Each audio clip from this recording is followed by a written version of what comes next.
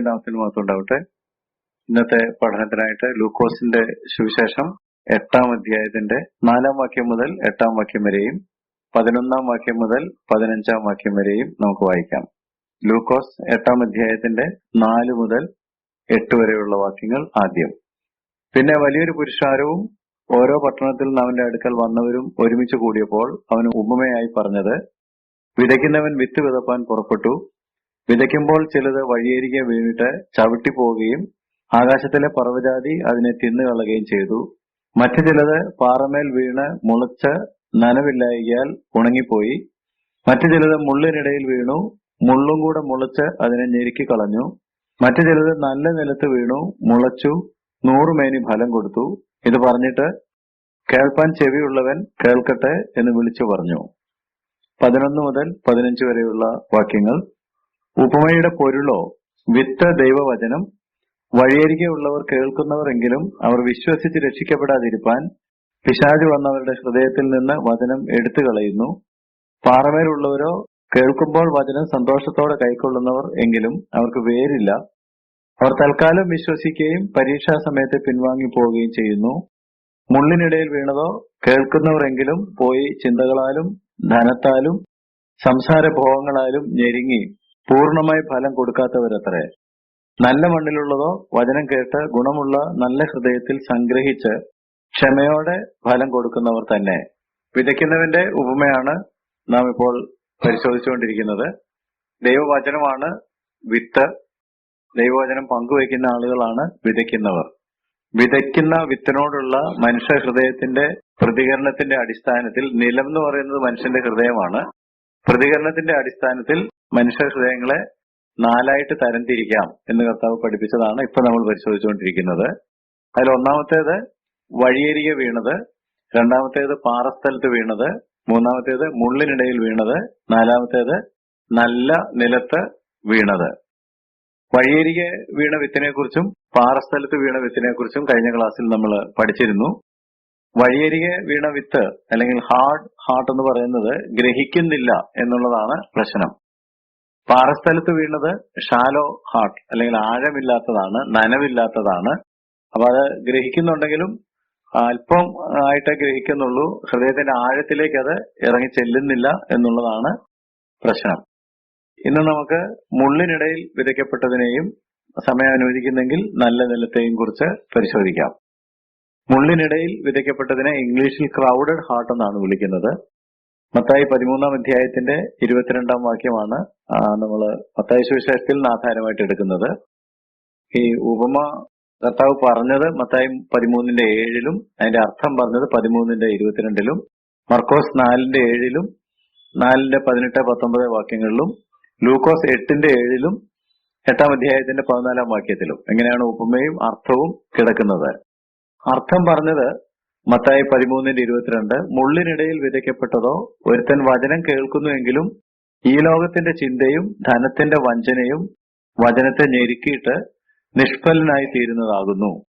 മർക്കോസ് പറഞ്ഞത് 4-ാം അധ്യായത്തിന്റെ 18-19 വാക്യങ്ങളിൽ, മുള്ളിനിടയിൽ വിതയ്ക്കപ്പെട്ടതോ വചനം കേട്ടിട്ട് ഇഹലോകത്തിന്റെ ചിന്തകളും ധനത്തിന്റെ വഞ്ചനയും മറ്റു വിഷയമോഹങ്ങളും അകത്ത് കടന്ന് വചനത്തെ ഞെരുക്കി നിഷ്ഫലമാക്കി തീർക്കുന്നതാകുന്നു.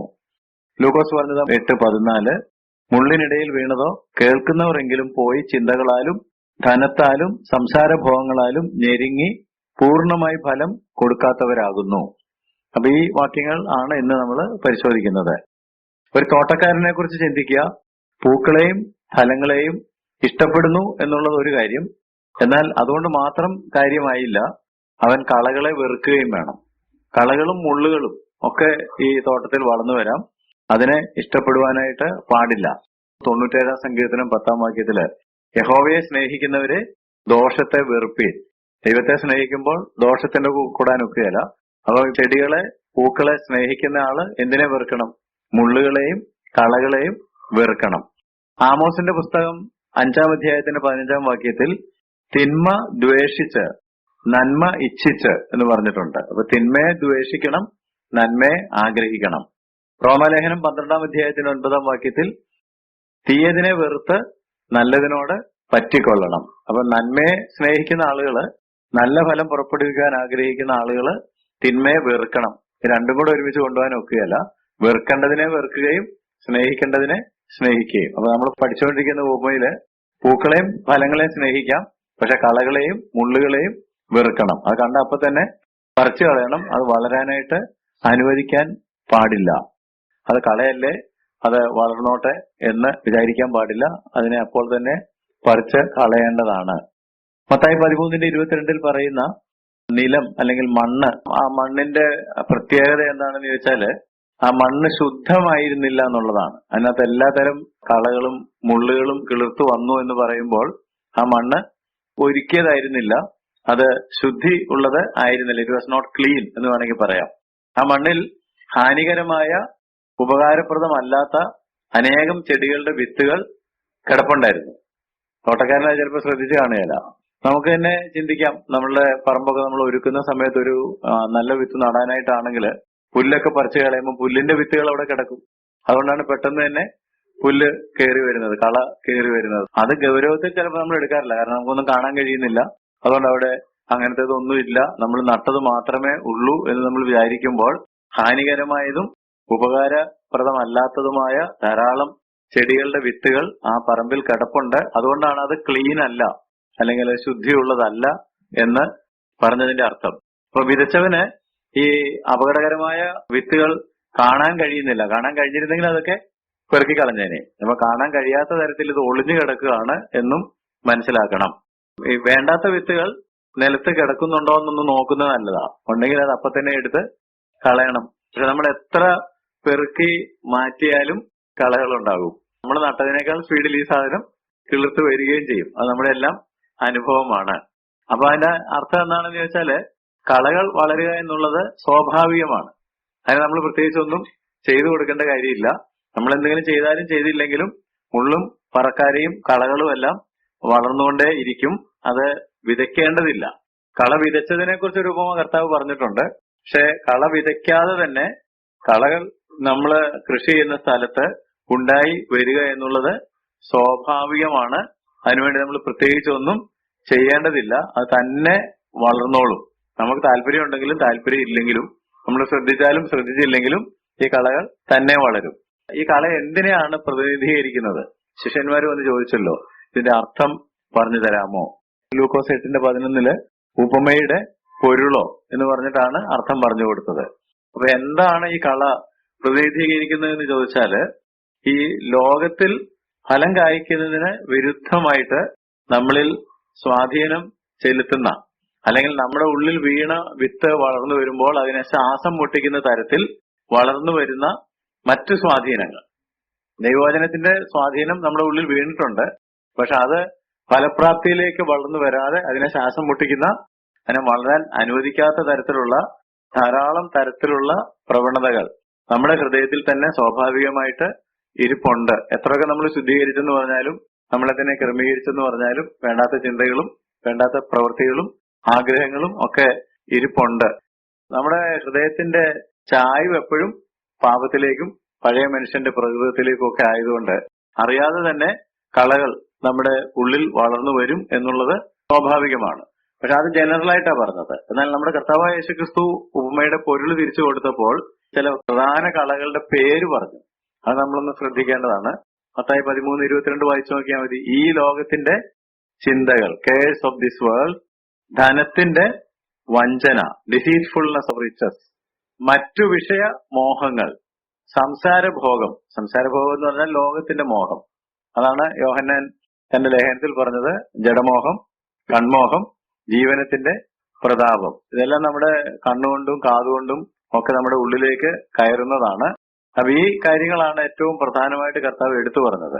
എന്തൊക്കെയാണ്? ലോകത്തിന്റെ ചിന്ത, ധനത്തിന്റെ വഞ്ചന, മറ്റു പലവിധമായ വിഷയങ്ങൾ, ദൈവവചനത്തെക്കാൾ പ്രധാനപ്പെട്ടതായിട്ട് നമ്മുടെ മനസ്സിലേക്ക് കടന്നു വരുന്ന മറ്റ് പല വിഷയങ്ങൾ, പിന്നെ സംസാരഭോഗം. ഇതെല്ലാം നമ്മുടെ ഉള്ളിൽ സ്വാഭാവികമായിട്ട് തന്നെ വളർന്നു വരുന്നത് കൊണ്ടാണ് ദൈവവചനം ശ്വാസം മുട്ടി ചത്തുപോകുന്നത്. ഇനി ദൈവശാസ്ത്രപരമായിട്ട് മുള്ളിനിടയിൽ വിതയ്ക്കപ്പെട്ട ഹൃദയങ്ങൾ ഏത് തരത്തിലുള്ളതാണ് എന്ന് നമ്മൾ പരിശോധിക്കുകയാണെങ്കിൽ, അനുതപിച്ച് പാപം വിട്ടു തിരിയാൻ താല്പര്യമില്ലാത്ത ഹൃദയം. ഹൃദയത്തിൽ അനുതാപം വരുന്നില്ല, പാപബോധം വന്നിട്ട് അനുതപിച്ചിട്ട് ഈ പാപം എനിക്ക് വേണ്ട, ശരിക്കും അനുതാപം വന്നിട്ട് പാപം വിട്ട് ഈ മാനസാന്തരപ്പെടുന്നതിനെ കുറിച്ച് ശിഷ്യന്മാരൊക്കെ പ്രസംഗിച്ചപ്പോൾ ഈ വ്യർത്ഥ കാര്യങ്ങളെ വിട്ട് ജീവനുള്ള ദൈവത്തെങ്കിലേക്ക് തിരിയണം. വിട്ടുകളയാൻ മനസ്സില്ലാതെ അതും കൂടെ ഇരുന്നോട്ടെ, അത് അവസരം കിട്ടുമ്പോൾ താനെ പൊങ്ങി വരും, അത് കേൾക്കാനായിട്ട് തുടങ്ങും. വചനത്തെക്കാൾ പ്രധാനപ്പെട്ടത് മോഹങ്ങൾ, പലവിധ വിഷയങ്ങൾ, ലോകത്തിന്റെ ചിന്തകൾ, ധനത്തിന്റെ വഞ്ചന, ഇതെല്ലാം നമ്മുടെ ഹൃദയത്തിൽ കയറിയിട്ട് വചനം കേൾക്കാനൊന്നും താല്പര്യമില്ല. കേട്ടാൽ തന്നെ അതൊരു വലിയ ഗൗരവത്തിൽ എടുക്കാതെ അതിനെ തള്ളിക്കളയുന്ന ഒരു ഹൃദയത്തെയാണ് താല്പര്യമില്ലാത്ത ഹൃദയം.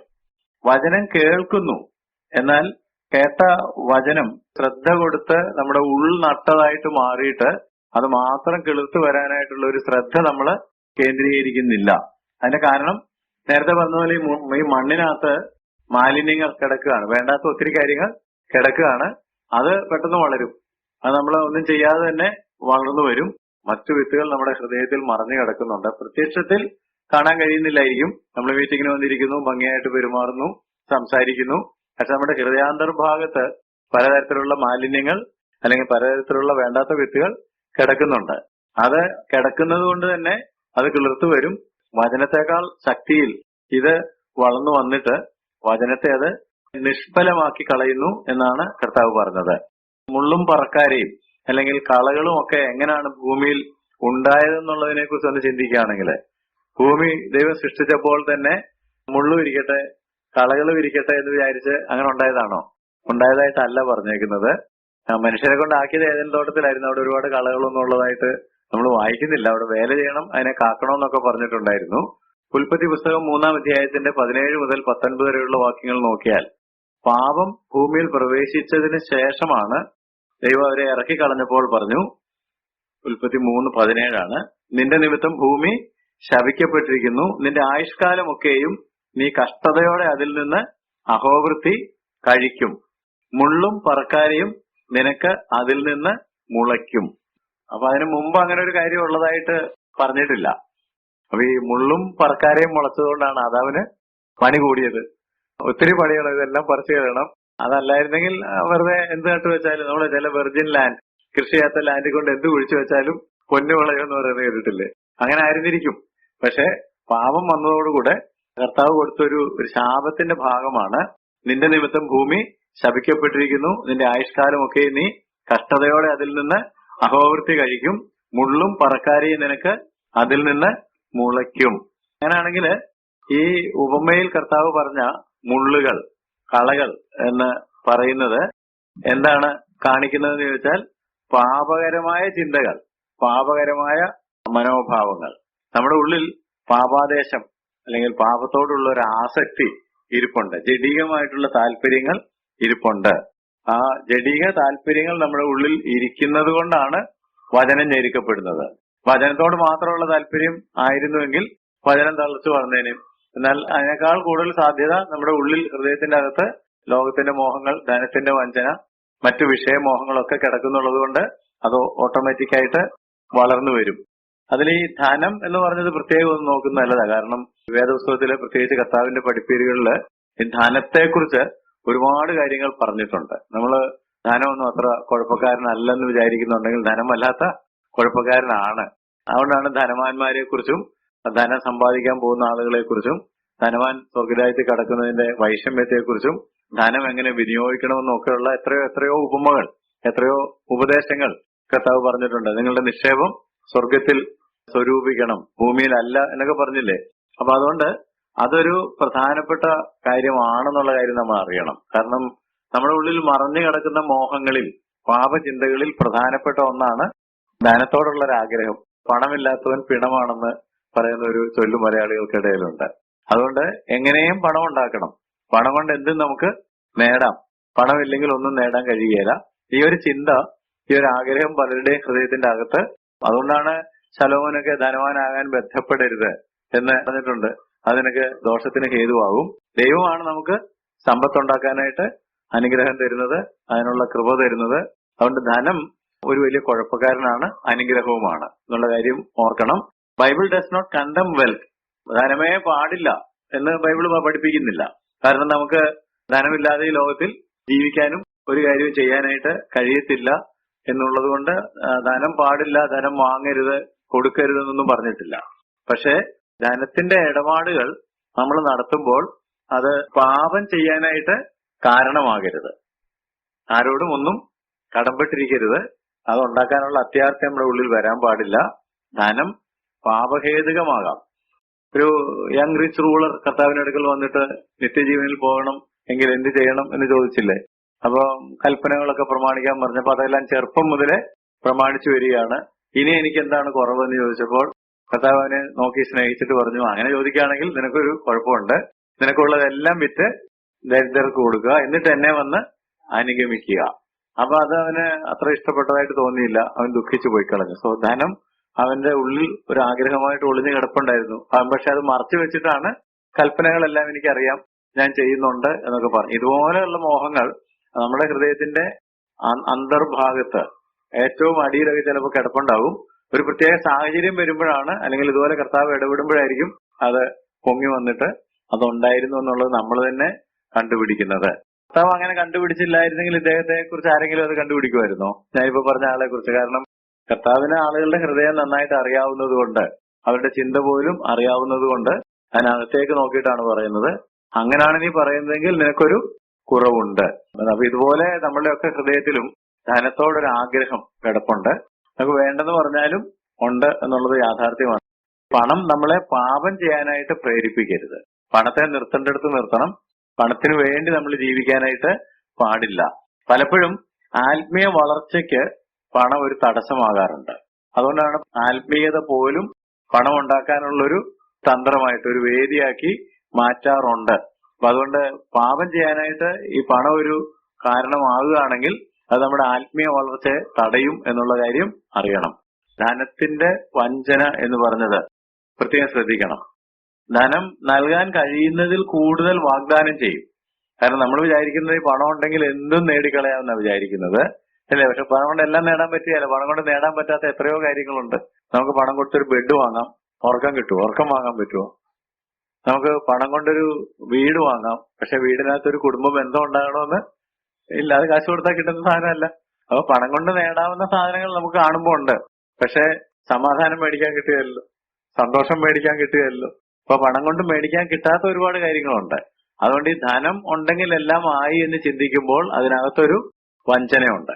അല്ലെങ്കിൽ ഒരു നല്ല വീടുണ്ട്, നല്ല കാറുണ്ട്, നല്ല കുഞ്ഞുങ്ങളാണെന്നൊക്കെ പറയുമ്പം അവർക്കെല്ലാം ഉണ്ടെന്നായിരിക്കും പുറത്തു നിൽക്കുന്ന ആളുകൾ പലപ്പോഴും ചിന്തിക്കുന്നത്. ആ വീടിനകത്തേക്ക് കയറുമ്പോഴാണ് അവർക്ക് ഈ ഉള്ളതിനേക്കാൾ ഇല്ലാത്ത ഒരുപാട് കാര്യങ്ങൾ ഉണ്ട് എന്നുള്ളത് നമ്മൾ കണ്ടെത്തുന്നത്. അപ്പൊ ധനം എന്ത് ചെയ്യുകയായിരുന്നു? ധനം വഞ്ചിക്കുകയായിരുന്നു. ധനം അവരെ വഞ്ചിക്കുകയായിരുന്നു. അവരുടെ ജീവിതത്തെ കുറിച്ച് നമുക്കും തെറ്റായിട്ടുള്ള ഒരു ധാരണ നൽകുകയായിരുന്നു. അതുകൊണ്ട് ധനം നൽകാൻ കഴിയുന്നതിൽ കൂടുതൽ എപ്പോഴും വാഗ്ദത്തം ചെയ്യും. അതുകൊണ്ടാണ് ലൂക്കോസിന്റെ സുവിശേഷം 12:15 കർത്താവ് പറഞ്ഞു, ലൂക്കോസ് 12:15 സകലവിധ ദ്രവ്യാഗ്രഹവും സൂക്ഷിച്ച് ഒഴിഞ്ഞുകൊള്ളുവീൻ. ഒരു തരത്തിലും ദ്രവ്യാഗ്രഹത്തിലേക്ക് പോകാൻ പാടില്ല. ഒരു മനുഷ്യന് സമ്പത്ത് ഉണ്ടായാലും വസ്തുവകയല്ല അവന്റെ ജീവന്റെ ആധാരം എന്നൊക്കെ കർത്താവ് പഠിപ്പിച്ചിട്ടുണ്ട്. പിന്നെ പൗലോസ് അതിനെക്കുറിച്ച് തിമോത്തിക്ക് എഴുതിയപ്പോൾ പറഞ്ഞു, 1 തിമോത്തി 6:17 നിശ്ചയമില്ലാത്ത ധനം. എങ്ങനെ പറഞ്ഞത് എന്ന് പറഞ്ഞാൽ ഈ ധനത്തിന്റെ മൂല്യം മാറിക്കൊണ്ടിരിക്കുന്നു, സ്റ്റേബിൾ അല്ല ഒരിക്കലും. നമ്മൾ തന്നെ ഇപ്പൊ പറയാറുണ്ടല്ലോ, പണ്ട് 300 രൂപ ഉണ്ടായിരുന്ന ഇപ്പോഴത്തെ 30,000 രൂപയ്ക്ക് തുല്യമായിരുന്നു.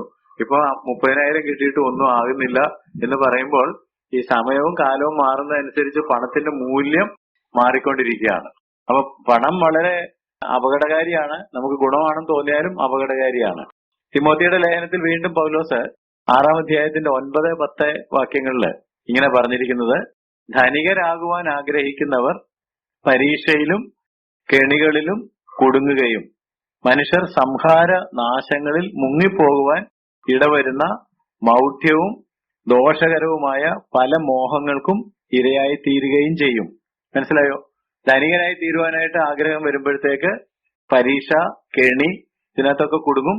സംഹാര നാശങ്ങളിൽ മുങ്ങിപ്പോകുവാൻ ഇടവരുന്ന മൗഢ്യവും ദോഷകരവുമായ പല മോഹങ്ങൾക്കും ഇരയായി തീരുകയും ചെയ്യും.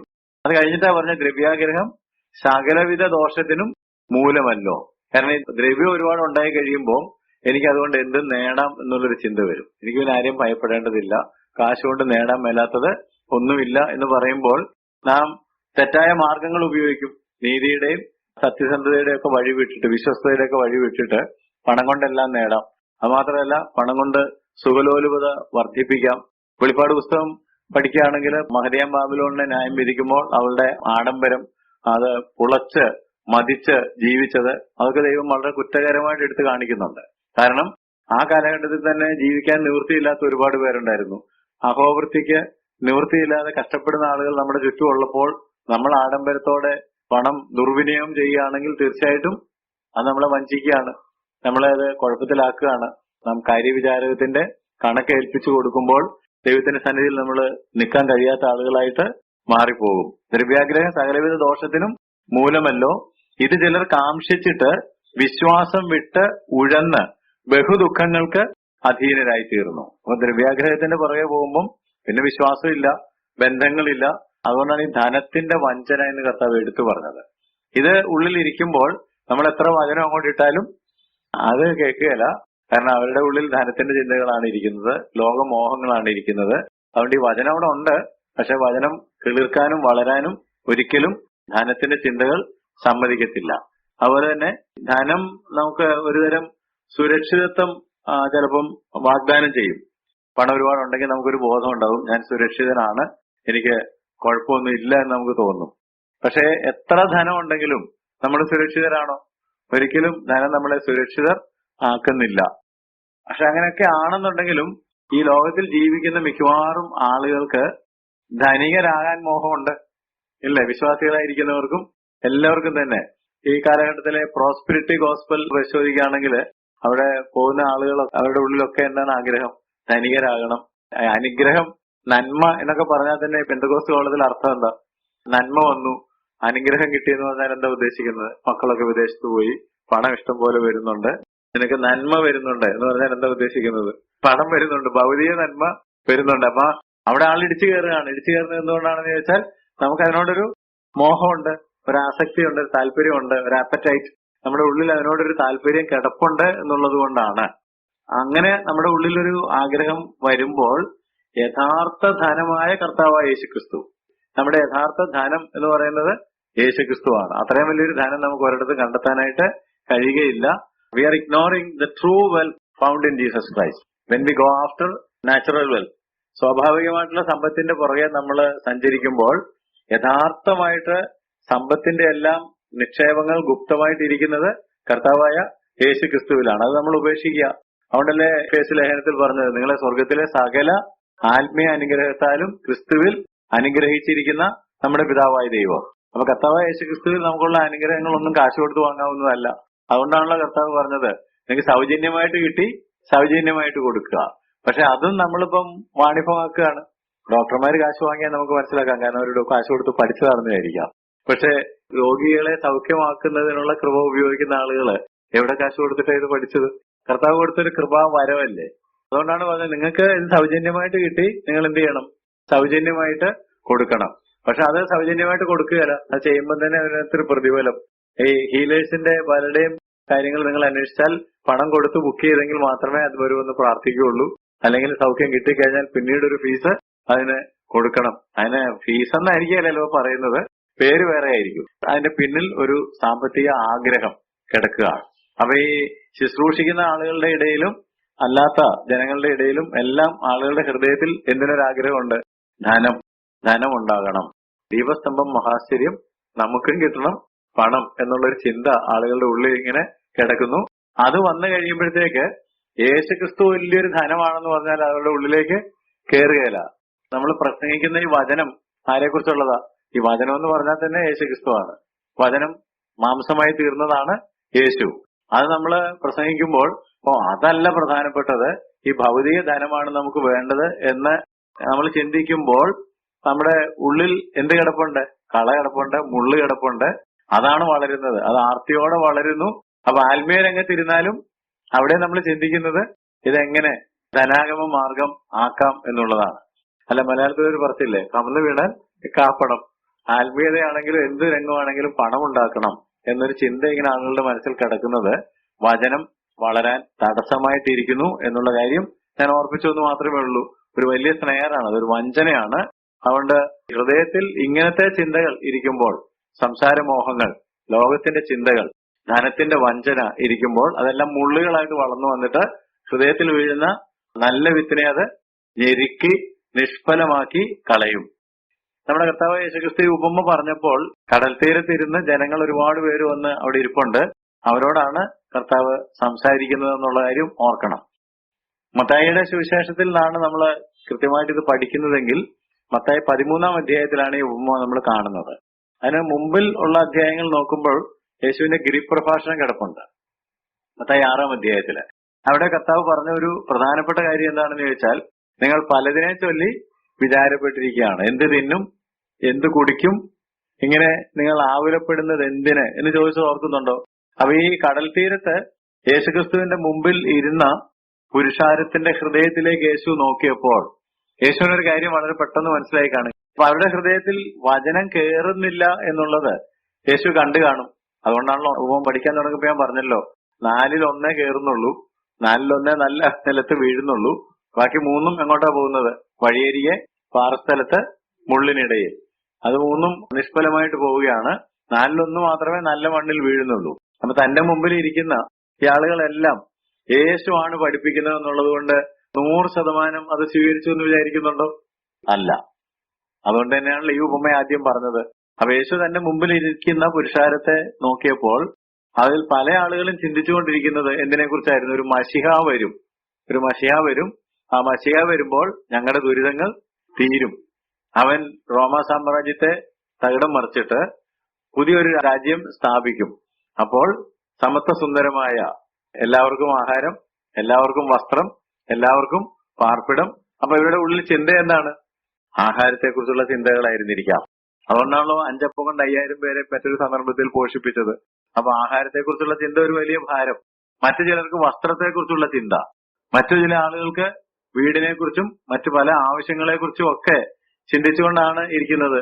അല്ല, നമ്മളൊരു സ്ഥലത്ത് പ്രസംഗിക്കുകയാണെന്നുണ്ടെങ്കിൽ അവിടെ ഇരിക്കുന്നവരെല്ലാവരും ആ ദൈവവചനം മാത്രം ചിന്തിച്ചുകൊണ്ടാണ് ഇരിക്കുന്നതെന്ന് പറയാൻ പറ്റുമോ? ഒരിക്കലും ഇല്ല. പലപ്പോഴും ഇടയ്ക്ക് മനസ്സെന്ത് ചെയ്യും? വാണ്ടർ ചെയ്യും. നമ്മളെ മഥിക്കുന്നതായിട്ട് അലട്ടുന്നതായിട്ടുള്ള അല്ലെങ്കിൽ നമ്മുടെ ഉള്ളിൽ ഉത്കടമായിട്ട് വന്നുകൊണ്ടിരിക്കുന്ന ചിന്തകൾ പലതുണ്ട്. അതിലേക്കൊക്കെ നമ്മുടെ മനസ്സ് പെട്ടെന്ന് പതറിപ്പോവുകയാണ്. അപ്പം വചനം ഞെരിക്കപ്പെടുകയാണ് ചെയ്യുന്നത്. അപ്പൊ യേശുവിന്റെ മുമ്പിൽ ഇരുന്ന ആളുകൾക്ക് പലവിധമായ ഭൗതിക പ്രശ്നങ്ങളുണ്ട്. ആഹാരത്തിന്റെ പ്രശ്നമുണ്ട്, വസ്ത്രത്തിന്റെ പ്രശ്നമുണ്ട്, പാർപ്പിടത്തിന്റെ പ്രശ്നമുണ്ട്, മറ്റ് പലതരത്തിലുള്ള ജീവിത പ്രശ്നങ്ങളുണ്ട്. അതിനെക്കുറിച്ചെല്ലാം കേഴ്സ് ഓഫ് ദിസ് വേൾഡ് എന്ന് വേണമെങ്കിൽ പറയാം. ഈ ലോകത്തിന്റെ ധാരാളം ചിന്തകൾ. ഇപ്പൊ ധനത്തെക്കുറിച്ച് ആദ്യം ഞാൻ പറഞ്ഞത്, ഇപ്പൊ പറയുന്നത് ലോകത്തിന്റെ ചിന്തകൾ എന്ന് കർത്താവ് പറഞ്ഞില്ലേ, അതിനെക്കുറിച്ച് ഇപ്പൊ പറയുന്നത്. ധനം ഒരു വലിയ പ്രശ്നമായിരുന്നു. ലോകത്തിന്റെ ചിന്തകൾ, സംസാരമോഹങ്ങൾ, പല വിഷയങ്ങൾ ഒക്കെ ഇവരുടെ മനസ്സിൽ ഉണ്ടായിരുന്നു. ആ ചിന്തകൾ അവരെ ആകുലതയിലേക്ക് തള്ളിവിട്ടു, ആങ്സൈറ്റി. അതുകൊണ്ടാണ് ഒന്നിനെക്കുറിച്ചും വിചാരപ്പെടരുത് എന്നൊക്കെ കർത്താവ് പറഞ്ഞില്ലേ, എന്ത് തിന്നു എന്നുള്ളതിനെ കുറിച്ച്. അപ്പൊ തന്റെ മുമ്പിലിരിക്കുന്ന ജനത്തിന്റെ ഉള്ളിൽ പല വിധത്തിലുള്ള പ്രശ്നങ്ങളുണ്ട്. അതിനെക്കുറിച്ചാണ് അവർ കൂടുതൽ കൺസേൺഡ് ആയിട്ട് ഇരിക്കുന്നത്.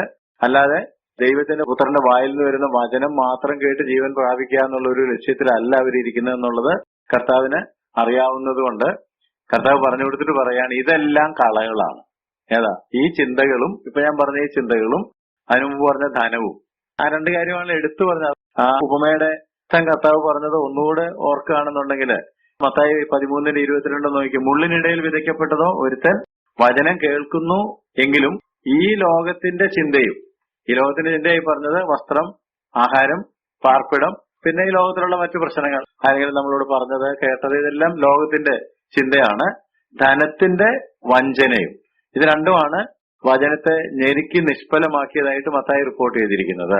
പിന്നീട് മർക്കോസിന്റെ സുവിശേഷത്തിലേക്ക് വരുമ്പോൾ അത് തന്നെയാണ് വാസ്തവത്തിൽ ഈ ലോകത്തിന്റെ ചിന്ത, ധനത്തിന്റെ വഞ്ചന, മറ്റു വിഷയ മോഹങ്ങൾ. അപ്പൊ അതാണ് കളകൾ എന്നുള്ളതാണ്. അതെല്ലാം കൂടെയാണ് ഞെരുക്കുന്നത്. ലൂക്കോസ് പറഞ്ഞതാണെങ്കിൽ അവിടെയും ധനത്താലും സംസാരഭോഗങ്ങളാലും കണ്ടോ. അപ്പൊ ഇത് രണ്ടുമാണ് ഏറ്റവും പ്രധാനപ്പെട്ടത്. ചിന്തകൾ ഉണ്ടായതെല്ലാം ആത്മീയ കാര്യങ്ങളെ കുറിച്ചല്ല, ഭൗതിക കാര്യങ്ങളെ കുറിച്ചാണ്. അപ്പൊ ഭൗതിക കാര്യങ്ങളെ കുറിച്ചുള്ള ചിന്തകളും ധനത്തെക്കുറിച്ചുള്ള മോഹങ്ങളും എല്ലാം ഉള്ളിലേക്ക് വന്നപ്പോൾ അതെല്ലാം കളകളാണ്, അതെല്ലാം മുള്ളുകളാണ് എന്ന് നമ്മൾ തിരിച്ചറിയണം. ഈ കളകളും മുള്ളുകളും ഹൃദയത്തിൽ വീണ നല്ല വിത്തിനെ ഞെരുക്കി നിഷ്ഫലമാക്കി ഫലപ്രാപ്തിയിൽ എത്തുവാനായിട്ട് ഇടയായില്ല എന്നുള്ള കാര്യം നാം തിരിച്ചറിയണം. അപ്പൊ അതുകൊണ്ട് ഇവിടെ ഏറ്റവും പ്രധാനമായിട്ട് നമ്മൾ കാണേണ്ട കാര്യം എന്താണെന്ന് ചോദിച്ചാൽ, ഇപ്പൊ നമ്മൾ 3 കൂട്ടം ആളുകളെ കുറിച്ച് പറഞ്ഞു. 1 വഴിയരികിൽ വീണത്, 2 പാറസ്ഥലത്ത് വീണത്, 3 മുള്ളിനിടയിൽ വീണത്. അപ്പൊ ഈ 3 കൂട്ടം ആളുകളെ കുറിച്ച് നമ്മൾ ചിന്തിക്കുമ്പോൾ, വഴിയരികെയുള്ളത് ആളുകൾ ചവിട്ടി പാറസ്ഥലത്ത് ആഴമില്ല, നനവില്ല. മുള്ളിനിടയിൽ വീണത് പലവിധമായിട്ടുള്ള ചിന്തകൾ ഉണ്ടായിരുന്നു. എന്നാൽ വാസ്തവത്തിൽ ഇതാണോ പ്രശ്നം എന്ന് ചോദിച്ചാൽ, ഈ 3 കൂട്ടം ആളുകളും രക്ഷയിലേക്ക് വന്നില്ല എന്നുള്ളതാണ്. ഈ 3 ആളുകളും രക്ഷാ സന്തോഷത്തിലേക്ക്, രക്ഷയുടെ അനുഭവത്തിലേക്ക് വന്നില്ല എന്നുള്ളതാണ്. വചനം പ്രസംഗിക്കുന്നത് എന്തിനാ? ആളുകളുടെ ആകുലതകൾ അകറ്റാനാണോ? ആളുകളെ രസിപ്പിക്കാനാണോ? സുഖിപ്പിക്കാനാണോ? എന്തുദ്ദേശത്തോടു കൂടിയാ വചനം പ്രസംഗിക്കുന്ന? കർത്താവായ യേശു ക്രിസ്തു എന്തുദ്ദേശത്തോടു കൂടിയായിരിക്കും വചനം പ്രസംഗിച്ച്? ഇവരൊക്കെ ഇത്തിരിയേറെ ആശ്വസിക്കട്ടെ, ഒരുപാട് പ്രശ്നങ്ങളുണ്ട്, അപ്പൊ വചനം അവർക്ക് കുറെ ആശ്വാസം കൊടുക്കും, കുറച്ച് ആശ്വാസം പ്രാപിക്കട്ടെ എന്ന് വിചാരിച്ചിട്ടാണോ പ്രസംഗിക്കുന്നത്? അല്ല, ഒരിക്കലും അല്ല. യേശു എന്ത് പ്രസംഗിച്ചുകൊണ്ടാണ് വന്നത്? സുവിശേഷം പ്രസംഗിച്ചുകൊണ്ടാണ്. ദൈവരാജ്യം സമീപിച്ചിരിക്കുന്നു, മാനസാന്തരപ്പെട്ട് സുവിശേഷത്തിൽ വിശ്വസിക്കുക.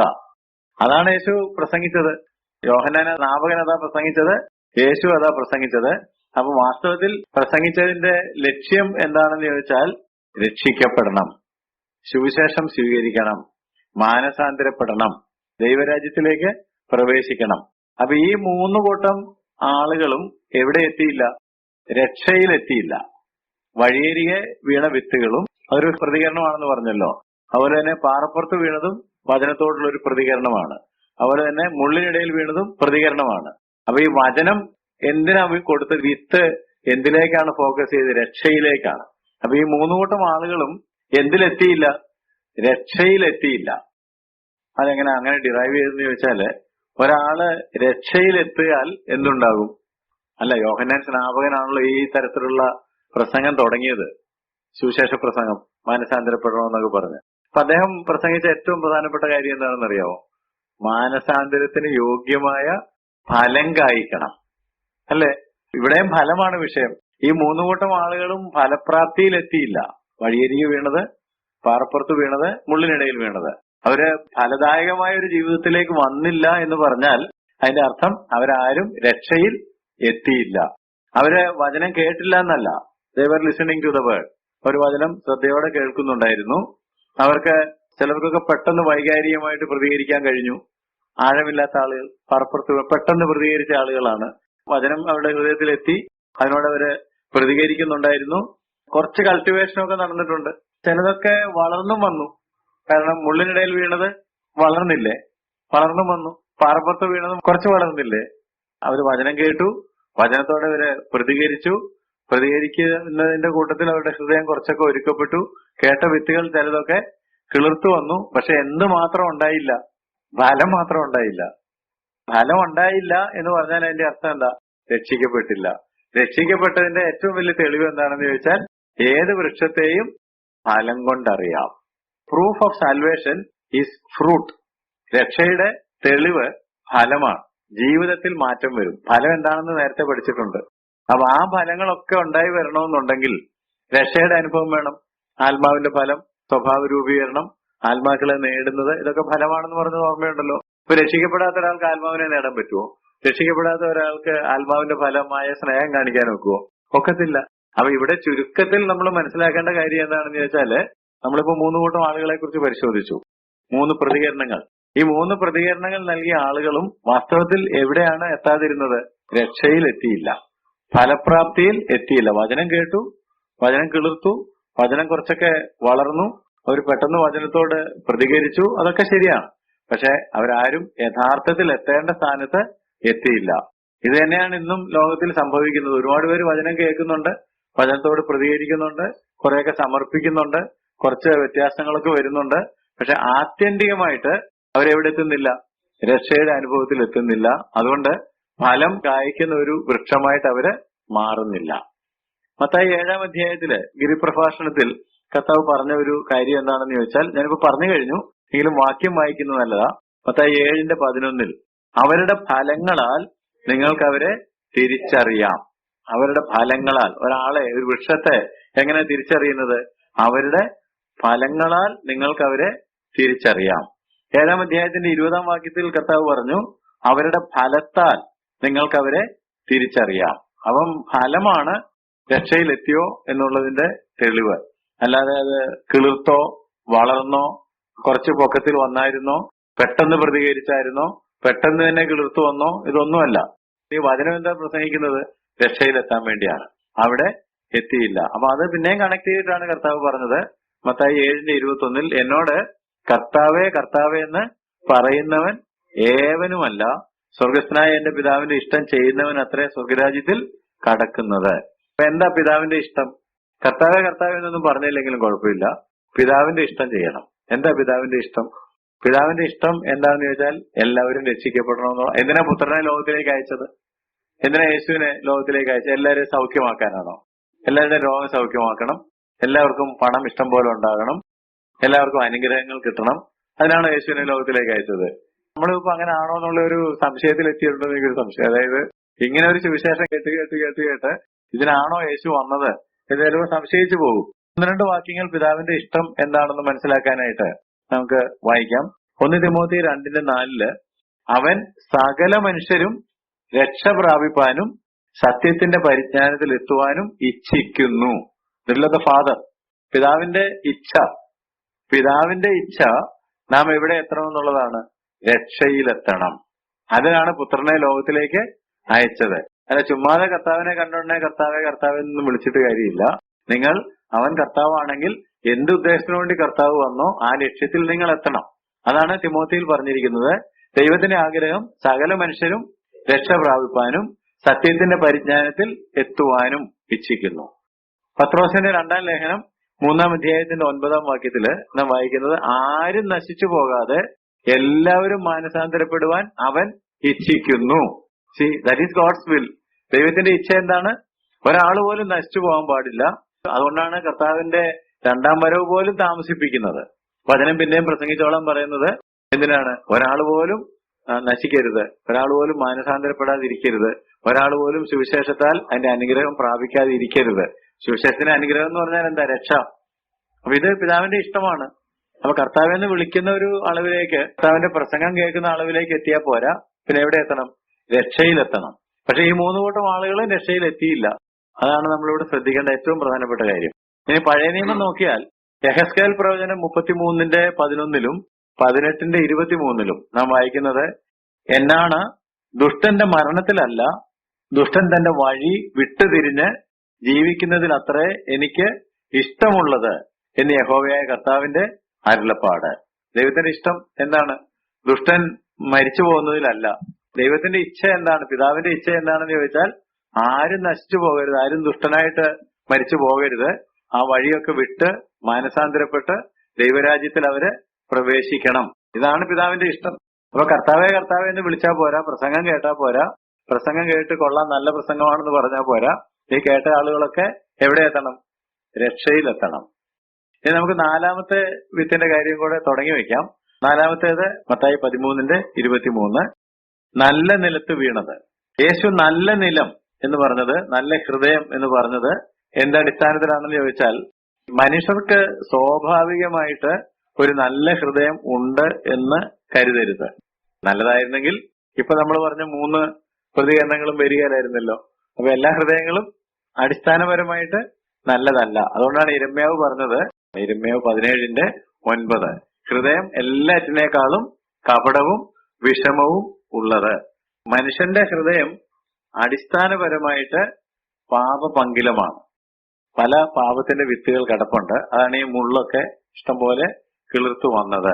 നേരത്തെ പറഞ്ഞ ഓർക്കുന്നുണ്ടോ? വെറുതെ ഒരു സ്ഥലം വിട്ടേക്കുകയാണെങ്കിൽ അവിടെ മുള്ളും കളകളും ഒക്കെ കിളിർത്തു വരും. മനുഷ്യർ എവിടെ ആണെങ്കിലും വർക്ക് ചെയ്യുകയാണെങ്കിൽ, അപ്പൊ ഈ മനുഷ്യ ഹൃദയത്തിൽ ഈ കളകളൊക്കെ പോകുന്നതിനായിട്ട്, രക്ഷയിൽ ആ ഹൃദയത്തെ എത്തിക്കുന്നതിനായിട്ട് വർക്ക് ചെയ്യുന്നതാരാ? ദൈവകൃപയാണ്. ദൈവകൃപ നമ്മെ ശിക്ഷിച്ചു വളർത്തുന്നു. രക്ഷാകരമായ ദൈവകൃപ ഉദിച്ചുവല്ലോ എന്നൊക്കെ തീത്തോസിന്റെ ലേഖനത്തിൽ നാം വായിക്കുന്നത് ഓർക്കുക. ദൈവകൃപ ആണ് ഹൃദയത്തെ നന്നാക്കുന്നത്. അതല്ലാതെ ഇപ്പൊ എനിക്ക് തന്നെ എന്റെ ഹൃദയത്തെ നന്നാക്കാനോ എനിക്ക് നിങ്ങളുടെ ഹൃദയത്തെ നന്നാക്കാനോ ഒക്കുകയല്ല. ഈ വചനം പ്രസംഗിക്കുമ്പോൾ തന്നെ ദൈവകൃപ വ്യാപരിച്ചിട്ട്, ദൈവത്തിന്റെ പരിശുദ്ധാത്മാവ് അതിന്റെ മേൽ പ്രവർത്തിച്ചിട്ട് ഒരു പാകത്തിൽ ഹൃദയത്തെ ഒരുക്കി എടുത്തെങ്കിൽ മാത്രമേ ഈ വിത്ത് അവിടെ വീണ് കിളിർത്ത് വളർന്ന് ഫലം പ്രാപ്തിയിലെത്തുകയുള്ളൂ. ദൈവകൃപ, കൃപയും വിശ്വാസവും ഇത് രണ്ടും കൂടെ ചേരണമല്ലോ രക്ഷ കിട്ടണമെങ്കിൽ. സകല മനുഷ്യർക്കും രക്ഷാകാരണമായി ദൈവകൃപ ഉദിച്ചിട്ടുണ്ട്. പക്ഷെ ആ കൃപ എന്നെ ശിക്ഷിച്ചു വളർത്താൻ, എന്റെ ഹൃദയത്തെ ഒരുക്കാൻ ഞാൻ എന്റെ ഹൃദയത്തെ ഒന്ന് ഏൽപ്പിച്ചു കൊടുക്കണം. കൃപയാണ് നമ്മുടെ ഹൃദയത്തെ നന്നാക്കുന്നത് എന്ന് അറിയണം. എന്തിനു നന്നാക്കുന്നത്? വചനം സ്വീകരിക്കാനായിട്ട്, ഒരു നല്ല നിലമാകാനായിട്ട് ദൈവകൃപ എന്റെ ഹൃദയത്തെ ശുദ്ധീകരിക്കുകയും ഒരുക്കുകയും ഒക്കെ ചെയ്യും. അങ്ങനെ ദൈവത്തിന്റെ മഹത്വത്തിനായിട്ട് ഫലം പുറപ്പെടുവിക്കുന്നതിനായിട്ട് നമുക്ക് കൃപയുടെ ഒരു വലിയ അളവ് ആവശ്യമുണ്ട്. നമ്മൾ നേരത്തെ പറഞ്ഞ 3 ഹൃദയങ്ങളോടും താരതമ്യം ചെയ്യുമ്പോൾ നല്ല ഹൃദയം എന്ന് പറഞ്ഞതിന്റെ ചുരുക്കം എന്താണെന്ന് ചോദിച്ചാൽ, ദൈവകൃപ ധാരാളമായിട്ട് ആ ഹൃദയത്തിൽ വ്യാപരിക്കുവാൻ അവരവരുടെ ഹൃദയത്തെ തുറന്നു കൊടുത്തു. അതിന്റെ മുകളിലാണ് വചനം വന്ന് വീണത്, അതിന്റെ മുകളിലാണ് പരിശുദ്ധാത്മാവ് പ്രവർത്തിച്ചത്. അതുകൊണ്ടാണ് ചിലരോടൊക്കെ നിങ്ങൾ കൃപയിൽ നിന്ന് വീണുപോയി, നിങ്ങൾക്ക് ലഭിച്ച കൃപ വ്യർത്ഥമാകരുത് എന്നൊക്കെ പറഞ്ഞത്. ദൈവകൃപ നമ്മുടെ അടുത്തേക്ക് വരുന്നുണ്ട്. നമ്മൾ ജീവിക്കുന്നത് തന്നെ കൃപായുഗത്തിലാണ്. ദൈവത്തിന്റെ കൃപ ധാരാളമായിട്ട് നമ്മളെ നന്നാക്കിക്കൊണ്ടിരിക്കുകയാണ്, ശിക്ഷിച്ച് നടത്തിക്കൊണ്ടിരിക്കുകയാണ്. പക്ഷെ ഹൃദയം അതിനെ വിധേയപ്പെടുത്തി കൊടുക്കണം. നമ്മുടെ ഹൃദയത്തിലേക്ക് ഈ കൃപ വ്യാപരിക്കുമ്പോൾ ദൈവവചനം നമ്മൾ സ്വീകരിക്കണം, ദൈവവചനം നമ്മൾ ഗ്രഹിക്കണം, കേട്ട വചനം നമ്മുടെ ഹൃദയത്തിൽ നിറയാൻ നമ്മൾ അനുവദിക്കണം. ഇത് 3മാണ് വഴിയരികെയും പാറപ്പുറത്തും മുള്ളിനിടയിൽ വീണ ആളുകൾക്ക് പറ്റാതെ പോയത്. വചനം സ്വീകരിച്ചില്ല, പാറപ്പുറമായതുകൊണ്ട് സ്വീകരിച്ചില്ല, കാരണം താഴേക്ക് ഇറങ്ങാൻ പറ്റത്തില്ലായിരുന്നു. വചനം ഗ്രഹിച്ചില്ല, അപ്പൊ തന്നെ അത് പറവ വന്ന് കൊത്തിക്കൊണ്ടുപോയി. അതുപോലെ തന്നെ ഹൃദയം വചനത്താൽ നിറഞ്ഞില്ല, വേറെ പലതും അവിടെ കിളിർത്തു വന്നിരുന്നു. അപ്പൊ അങ്ങനെയല്ല, വചനം നമ്മുടെ ഹൃദയത്തിൽ നിറഞ്ഞ് കൃപയാൽ ഒരുക്കപ്പെട്ട ഒരു ഹൃദയത്തിൽ വചനത്തിന്റെ വിത്തുകൾ വീണ് അത് കിളിർത്ത് ഫലം പുറപ്പെടുവിക്കുന്ന ഒരു ലെവലിലേക്ക് അത് പോകുന്നതിനായിട്ട് നമ്മുടെ ഹൃദയത്തെ ദൈവത്തിനെ ഏൽപ്പിക്കണം. അപ്പോൾ മാത്രമേ നാം എവിടെ എത്തുകയുള്ളൂ? രക്ഷയിലെത്തുകയുള്ളൂ, ഫലം പുറപ്പെടുവിക്കുന്ന അവസ്ഥയിൽ എത്തുകയുള്ളൂ. അല്ലാതെ വചനം കേട്ടിട്ട് നല്ലതാണെന്ന് പറഞ്ഞു, എനിക്ക് നന്നായിട്ട് മനസ്സിലായി എന്ന് പറഞ്ഞു, ഇഷ്ടപ്പെട്ടു എന്ന് പറഞ്ഞു, കാര്യമുണ്ടോ? പക്ഷെ ദൈവകൃപ അവരുടെ ഹൃദയത്തിൽ വ്യാപരിച്ചിരുന്നെങ്കിൽ അവരെവിടെ എത്തുമായിരുന്നു? രക്ഷയിലെത്തുമായിരുന്നു, അവർ ഫലം പുറപ്പെടുവിക്കുമായിരുന്നു. നമ്മളെക്കുറിച്ചും അങ്ങനെ തന്നെയാ. അപ്പൊ നമ്മുടെ ഹൃദയത്തിലും ഇത് കേൾക്കുമ്പോൾ ഒരു രസമുണ്ട്, കൊള്ളാൻ തരക്കേടില്ല എന്നൊക്കെ പറഞ്ഞുകൊണ്ട് മാത്രം കാര്യമില്ല. അവിടെ വേറെ ഒരുപാട് വിത്തുകൾ കിടപ്പുണ്ട്.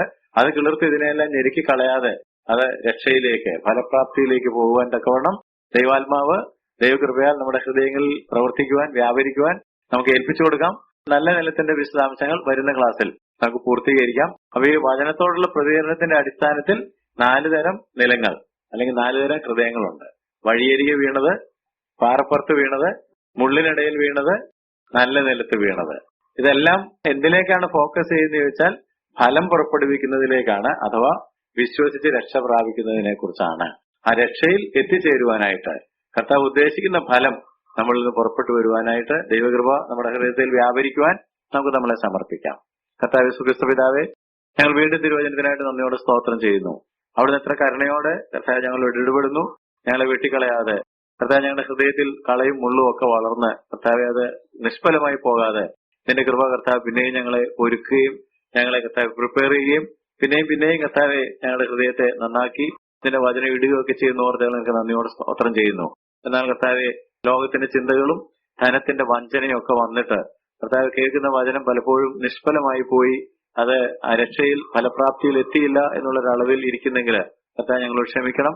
പിന്നെയും കർത്താവെ, ഞങ്ങൾക്ക് കർത്താവ് അവസരങ്ങളെ തരുന്നതിനായിട്ട് നന്ദി പറയുന്നു. ഞങ്ങളുടെ ഉള്ളിൽ വീഴുന്ന വിത്തുകൾ കർത്താവെ കിളിർത്ത് ഞാറും കതിരും ഫലമൊക്കെ പുറപ്പെടുവാൻ തക്കവണ്ണം 30, 60, 100 മേനിയായിട്ട് വിളയുവാൻ തക്കവണ്ണം കർത്താവ് ഞങ്ങളെ തന്നെ സമർപ്പിക്കുന്നു. കൃപ പിന്നെയും ഞങ്ങളെ ശിക്ഷിച്ചു വളർത്തുകയും ആത്മാവിനാൽ ഞങ്ങളെ കർത്താവെ രക്ഷയുടെ പൂർണ്ണതയിലേക്ക് നടത്തുകയും ചെയ്യണമെന്ന് പ്രാർത്ഥിക്കുന്നു. യേശുക്രിസ്തുവിന്റെ നാമത്തിൽ ഞങ്ങളുടെ പ്രാർത്ഥനകളെ കേൾക്കണമേ. ആമേൻ.